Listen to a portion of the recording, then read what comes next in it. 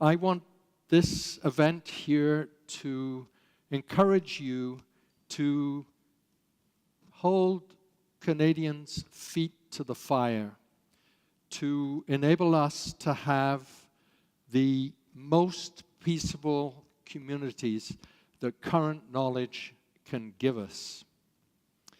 So the title is Shaping Canada. So I hope that this event is just a step in a stage of events that will lead over the next 2 or 3 years to real investments in reducing violence in Canada and giving us a special role as a beacon for other countries across the world.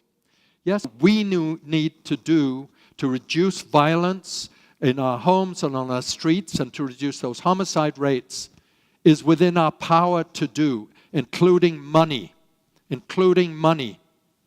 This is just a question of political choice.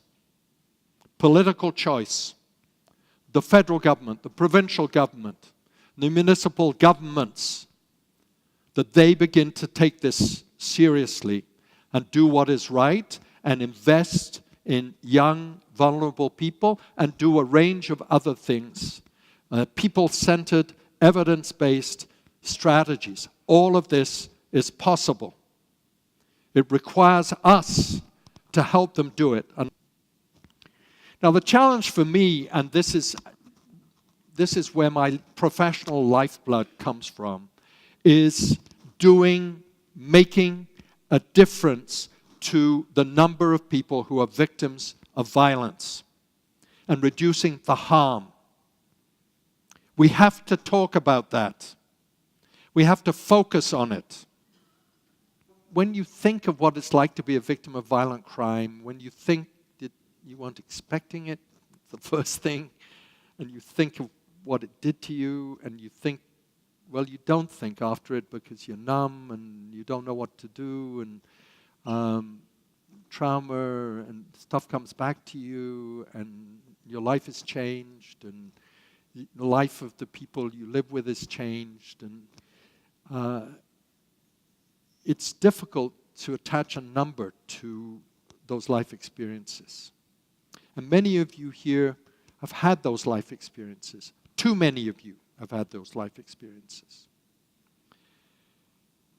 One of the ways we can get, though, an idea of the extent of this harm is by looking at what a civil court would pay you if you were a victim of that sort of violence.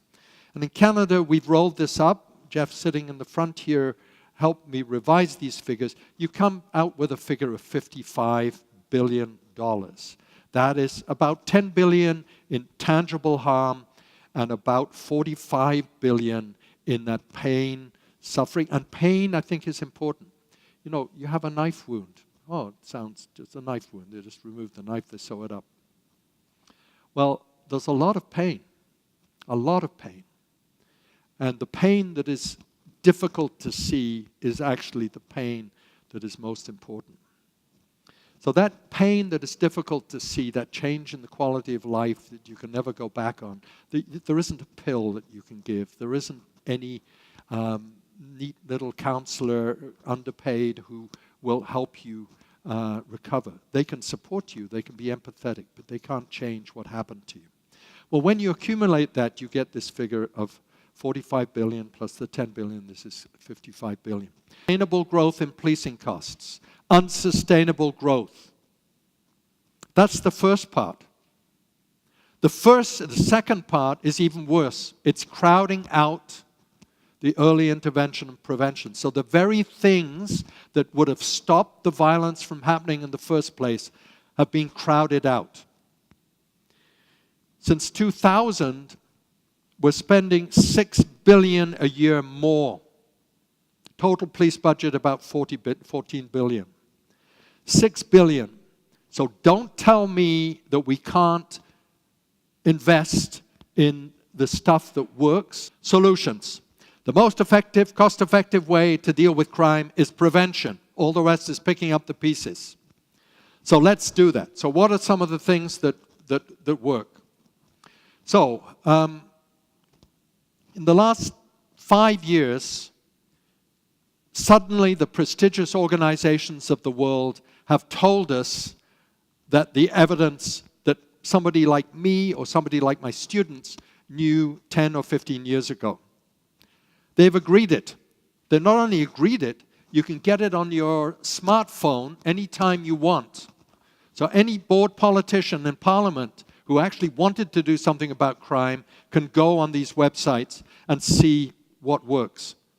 The World Health Organization, I'm very proud, I can't actually legitimately say I got them to come to Ottawa, but I worked very hard on this. They're coming here this October, and I want Canada to have done something by October so that we don't look like the dummies that we currently are on prevention. It's ironic that the US Department of Justice has one of the best websites because they ignore it. Doesn't mean to say we should ignore it. And then there's an advisory group to the legislature in Washington that gives us all the returns. So let's see some of the things. So, you know those high crime areas? They exist everywhere in the world.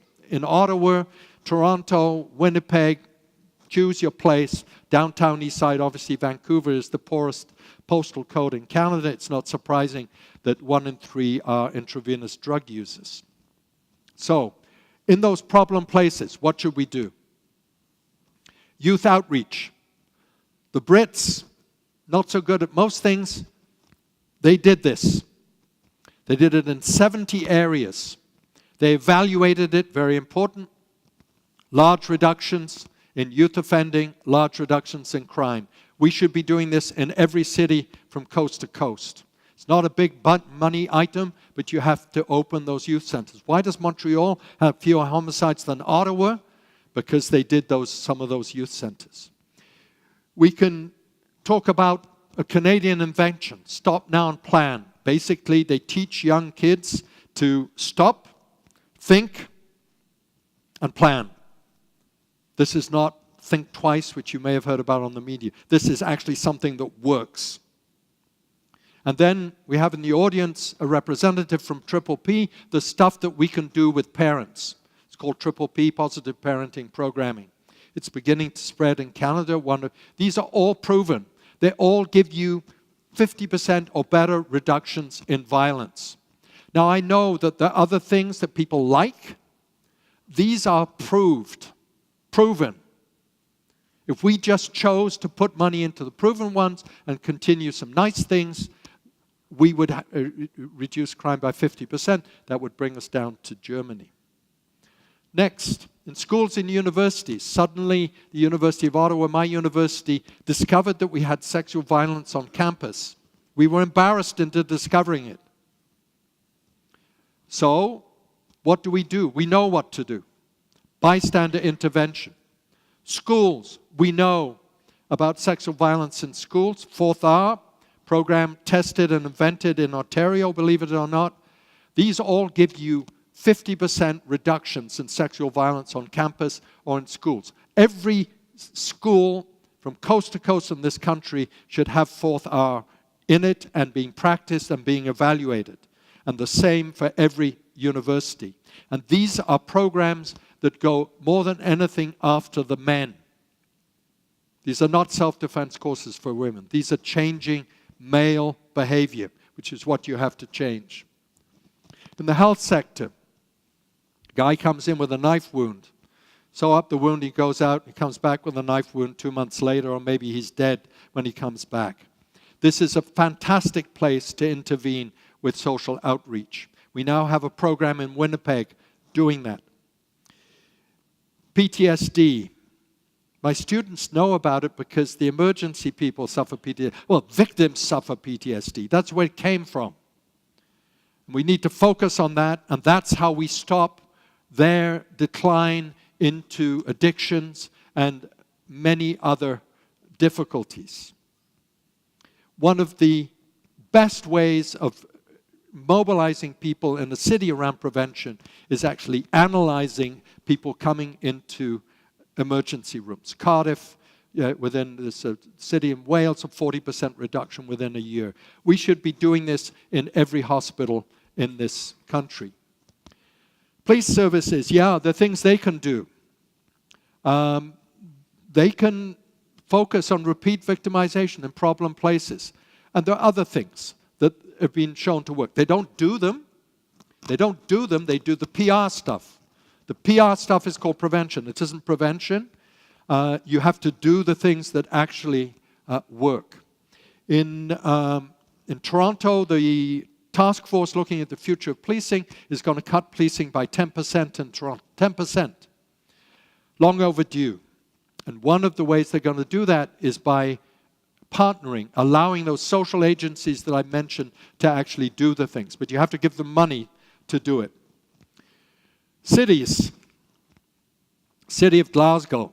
I know there's at least one person in the audience from Glasgow. Well, Glasgow was actually a senior police officer who said, I'm fed up with picking up the phone to homicides. In Glasgow, they're all recorded on CCTV. You know exactly who did it. It's easy to arrest, to catch, convict, and incarcerate. So, he said, this ain't a solution. So what's he going to do? He brings in an epidemiologist, that's somebody who analyzes the history of these kids, where the problems are, and then you go from that diagnosis to a plan, to implementing it, and bingo, within 3 years, you get a 50% reduction. Every city in Canada that has a street violence problem, and that's almost every city in Canada, can do this. It's not expensive, but you just need to decide that you're going to do it. So we have to act now. I'm coming back to those goals, so we're going to talk a little bit about how we can get to those goals. So we need to shape our communities. Now, we're not actually the mayors and the city councils, but we have to get to them. We have to get to the politicians. We have to get to the people who can shape. And we have to be the people who are mobilizing to do that shaping. The models to look at from other countries. Sweden is one of them. France is another. We can legislate. We need to have a plan. Lawyers, case by case. It's like the Royal Bank. They do it case by case, but the Royal Bank gets rich on it case by case. Our criminal justice system fails case by case. We have to do it by looking at the overall picture. We have to have a plan. And that plan has to have objectives. And it has to have targets. And it has to be measurable. And yes, we need to put money. Remember the $6 billion? Well, we spent more and more on policing. I have no idea why we spent so much more on policing, because their recorded crime rate was actually going down, but we did. So if we could afford $6 billion a year more for policing, surely we can afford $2 billion now. $2 billion happens to be what my book uses, which is 10%, equivalent to 10% of what the criminal justice system costs. So $2 billion is affordable. It doesn't all have to be federal. A lot of it needs to be federal. A lot of it needs to be provincial. Don't look to municipalities. They only get 8% of the tax budget. But we need money. We have to make up for that lag. We need to do the things that we know work. And I've given you, I guess, a teaser to know some of those things. And I can tell you where to go to find out more if you want to do that. So we need to get together with a reminder of the commitments, of the mandates, and of our own speeches. And say we actually want visible action. We need to meet with other politicians.